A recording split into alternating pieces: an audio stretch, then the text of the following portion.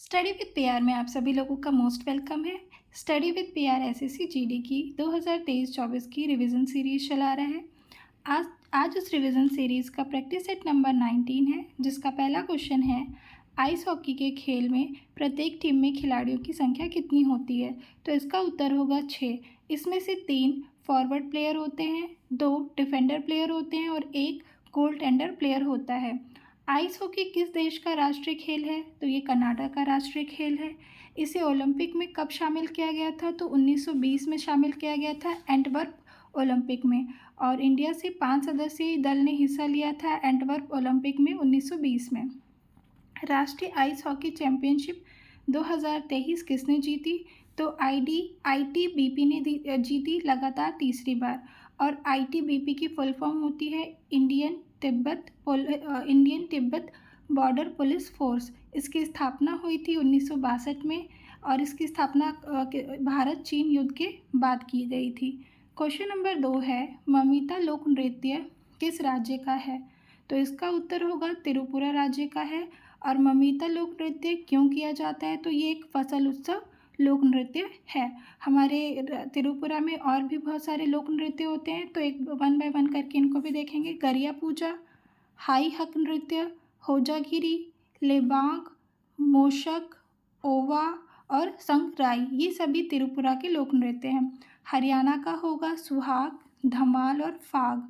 पंजाब का होगा जागो और डफ। और उत्तराखंड का होगा थाड़िया और भगनौल। ये सभी हमारे कुछ लोक नृत्य थे। क्वेश्चन नंबर 3 है अंतर्राष्ट्रीय टेनिस खिलाड़ी आंद्रे अगासी की आत्मकथा है। तो उनकी आत्मकथा है, उत्तर होगा ओपन एंड ऑटोबायोग्राफी। ये आंद्रे अगासी की आत्मकथा है। और आंद्रे अगासी एक बैडमिंटन प्लेयर है और ये यूएसए के प्लेयर हैं। नेक्स्ट है मिशेल ओबामा। मिशेल ओबामा की बुक है बिकमिंग और the light we carry. Barack Obama की बुक है dream from my father a promise land. अब नेक्स्ट है हमारा प्लेयर्स एंड उनकी बुक। रोजर फेडरर स्विट्ज़रलैंड के खिलाड़ी है और इनकी बुक है द मास्टर। मारिया सारापोवा ये एक रूस की खिलाड़ी है और इनकी बुक है अनस्टॉपेबल। सेरेना विलियम्स की बुक है द कोच। सानिया मिर्ज़ा की बुक है ace against odds. Mahesh Bhupathi की बुक है triple B means breathe believe और बैलेंस। ये महेश भूपति की बुक है। क्वेश्चन नंबर 4 है हरिप्रिया नंबूदरी संबंधित है किस नृत्य से? तो हरिप्रिया नंबूदरी किस नृत्य से संबंधित है? तो उत्तर होगा कथकली। कथकली से संबंधित है हरिप्रिया नंबूदरी। और कथकली से संबंधित हमारे और भी कलाकार हैं, जैसे नंद कुमारन नायर, रमन कुट्टी नायर और उदय शंकर। ये सभी कथकली से संबंधित कलाकार हैं। इसी प्रकार ओडिसी से है रविंद्र अतिबुद्धि, भरतनाट्यम से है जयलक्ष्मी ईश्वर और कुचिपुड़ी से है एन शैलेजा। नेक्स्ट क्वेश्चन है क्वेश्चन नंबर 5, रोंकर उत्सव किस राज्य में मनाया जाता है? इसका उत्तर होगा असम राज्य में मनाया जाता है और यह 3 दिनों तक मनाया जाता है कार्बी ट्राइब्स के द्वारा। और ये रोंकर उत्सव किस लिए मनाया जाता है? तो बीमारी और प्राकृतिक आपदा से बचने के लिए। असम के हमारे और भी उत्सव हैं, जैसे बैखो उत्सव, ये रामा ट्राइब्स के द्वारा मनाया जाता है। मी दम फी ये अहोम ट्राइब्स के द्वारा मनाया जाता है। करम पूजा ये चाय ट्राइब्स के द्वारा मनाया जाता है। और बैशागु ये बोरो या फिर कछारी ट्राइब्स के द्वारा मनाया जाता है। क्वेश्चन नंबर 6 है लिथोई चंबम संबंधित खेल, यानी लिथोई चंबम किस खेल से संबंधित खिलाड़ी हैं? तो इसका उत्तर होगा यह जूडो से संबंधित है और यह एक मणिपुर की खिलाड़ी हैं। इन्होंने 57 केजी विश्व कैडेट जूडो चैंपियनशिप 2022 में गोल्ड मेडल जीता था। इन्होंने एशियन कैडेट जूडो में भी गोल्ड जीता था। एशियन गेम्स के कुछ प्लेयर हैं हमारे। रमिता जिंदल ये शूटिंग से संबंधित है, इन्होंने कांस्य पदक जीता था। किरण बालियान ये एथलेटिक्स से संबंधित है। पारुल चौधरी ये भी एथलेटिक्स से संबंधित है। अनु रानी ये भाला फेंक से संबंधित है। क्वेश्चन नंबर 7 है राष्ट्रपति की क्षमादान की शक्ति किस आर्टिकल में है? तो इसका उत्तर होगा आर्टिकल 72 में राष्ट्रपति की क्षमादान की शक्तियाँ हैं। मंत्रिमंडल की सलाह पे राष्ट्रपति क्षमादान दे सकते हैं। क्षमादान के प्रकार, तो क्षमादान के प्रकार है, पहला है क्षमादान पूर्ण माफ़ करना, दूसरा है प्रविलंबन यानी देरी करना, तीसरा है परिहार यानी दंड की प्रकृति, और चौथा है विराम यानी विशेष परिस्थिति, और पांचवा है लघुकरण यानी सज़ा को कम करना। प्रेसिडेंट यानी राष्ट्रपति, कोर्ट मार्शल यानी कोर्ट मार्शल में भी ये माफ़ कर सकते हैं। क्या राज्यपाल माफ़ कर सकते हैं? तो राज्यपाल ऐसा नहीं कर सकते हैं। क्वेश्चन नंबर 8 है, भारत के राष्ट्रपति अपनी शक्तियों का प्रयोग किस माध्यम से करते हैं? तो इसका उत्तर होगा या तो सीधे या अपने अधीनस्थ अधिकारियों के माध्यम से राष्ट्रपति अपनी शक्तियों का प्रयोग करते हैं। क्वेश्चन नंबर 9 है, जून 2022 में विपक्षी दलों द्वारा भारत का राष्ट्रपति पद का उम्मीदवार कौन था? तो इसका उत्तर होगा यशवंत सिन्हा। यशवंत सिन्हा राजकर उम्मीदवार थे। राजकर उम्मीदवार को राष्ट्रीय जनतांत्रिक गठबंधन भी कहा जाता है। राष्ट्रपति 15वीं जो द्रौपदी मुर्मू है वो हमारी 15वीं राष्ट्रपति हैं। इनकी उम्र 64 वर्ष की है और ये सबसे युवा राष्ट्रपति हैं। स्वतंत्र भारत में जन्म लेने वाली पहली राष्ट्रपति जिनका जन्म 20 जून 1958 को हुआ है। पहली आदिवासी राष्ट्रपति भी हैं ये। झारखंड में 9वीं एवं पहली आदिवासी राज्यपाल भी रही हैं। पहली महिला राष्ट्रपति कौन थी? तो प्रतिभा पाटिल थी और यह 12वीं राष्ट्रपति थी 2007 से 2012 तक। क्वेश्चन नंबर 10 है, 1913 में हिंदुस्तान गदर पार्टी का मुख्यालय डैश में स्थित था? उत्तर होगा सैन फ्रांसिस्को में, और सैन फ्रांसिस्को यूएसए में है और सैन फ्रांसिस्को में ही युगांतर आश्रम बनाया गया था। और हिंदुस्तान गदर पार्टी को प्रशांत महासागर का हिंदी तट संघ भी कहा जाता है। अध्यक्ष थे सोहन सिंह भाकना, उपाध्यक्ष थे केशर सिंह थदंगड़ और महामंत्री थे लाला हरदयाल।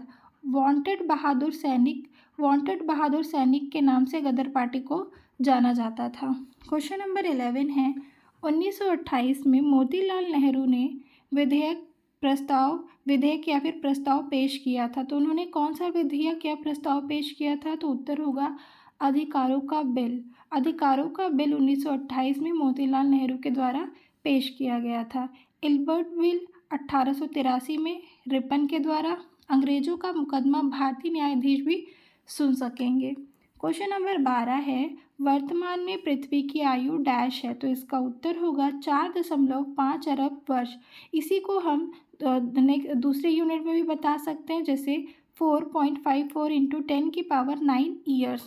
और इस पृथ्वी की आयु को हम कैसे मापते हैं?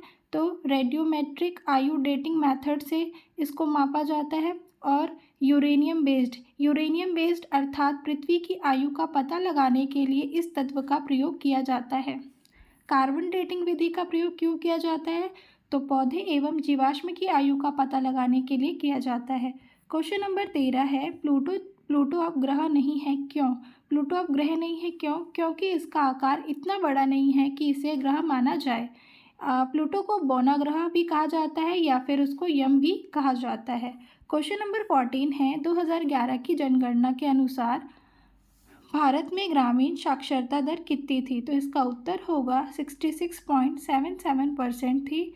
ग्रामीण भारत में 67.77% थी।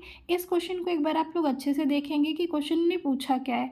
2011 की जनगणना के अनुसार भारत में ग्रामीण साक्षरता पूछा गया है। भारत में अगर ग्रामीण साक्षरता दर पूछी जाए तो इसका आंसर होगा 66.77%। लेकिन अगर ग्रामीण भारत में पूछा जाए तो इसका आंसर होगा 67.77%। इसी प्रकार शहरी भारत में साक्षरता दर पूछी जाए तो 84.11% होगा। अगर पूछा जाए पूरे भारत यानी भारत की साक्षरता दर कितनी है तो 74.04%। और इसी में फीमेल की जो साक्षरता दर है वो 65.46% है और मेल की जो साक्षरता दर है वो 82.14% है। क्वेश्चन नंबर 15 यानी क्वेश्चन नंबर 15 है, प्रथम पंचवर्षीय योजना कब समाप्त हुई? इसका उत्तर होगा मार्च 1956 में प्रथम पंचवर्षीय योजना समाप्त हुई। अप्रैल 1951 से मार्च 1956 में, यानी अप्रैल 1951 में इसकी शुरुआत हुई थी और ये ख़त्म हुई मार्च 1956 में। और पेश किसने किया था इसको? तो पंडित नेहरू जी ने किया था। और यह किस मॉडल पर आधारित थी? तो हेराल्ड डोमर मॉडल पर आधारित थी। लक्षित वृद्धि दर क्या था? तो 2.1% था, लेकिन प्राप्त वृद्धि दर था वो क्या था? तो 3.6% था। क्वेश्चन नंबर 16 है, विद्युत धारा का पता लगाने वाला उपकरण। तो उत्तर होगा गैल्वेनोमीटर। गैल्वेनोमीटर की सहायता से विद्युत धारा का पता लगाया जा सकता है। और इसका मापन किससे किया जाता है? तो अमीटर से किया जाता है। इसी प्रकार हमारे कुछ और भी मापक यंत्र है, जैसे अल्टीमीटर ऊंचाई मापने के लिए, पेडोमीटर समुद्र की गहराई मापने के लिए, डायनोमोमीटर विद्युत शक्ति मापक, पायरोमीटर उच्च तापमान, रेडियोमीटर विकिरण ऊर्जा मापन, और वेचरीमीटर द्रव की प्रवाह दर, और विस्कोमीटर साम्यता की माप। तो ये कुछ हमारे मापक यंत्र थे। क्वेश्चन नंबर 17 है, पौधों की कोशिका भित्ति डैश की बनी होती है।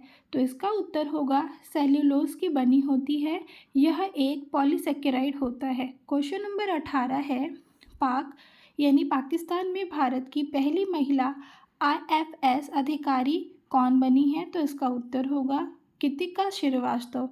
गीतिका श्रीवास्तव 2005 बैच की एक अधिकारी हैं।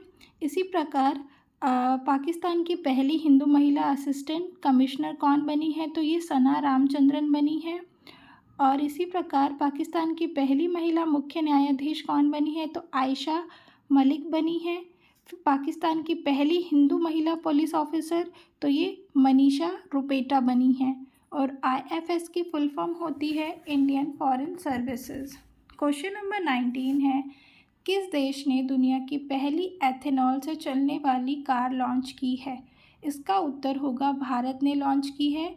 और कहाँ लॉन्च की है? तो न्यू दिल्ली में लॉन्च की है। एथेनॉल का सूत्र होता है C2H5OH। मीथेन यानी CH4 से चलने वाला रॉकेट किसने लॉन्च किया? तो चाइना ने किया है। H2 यानी हाइड्रोजन से ट्रेन चलने वाला एशिया का फर्स्ट देश कौन सा है? तो चाइना है। दुनिया का पहला हाइड्रोजन से चलने वाला ट्रेन तो जर्मनी में चलाया गया है। भारत की पहली बायोमीथेन बस कहाँ चली है? तो ये बेंगलुरु में चली है मार्च 2023 में। क्वेश्चन नंबर 20 है, चंद्रयान 3 के काउंटडाउन को आवाज़ देने वाली साइंटिस्ट कौन थी जिनका हाल ही में निधन हो गया?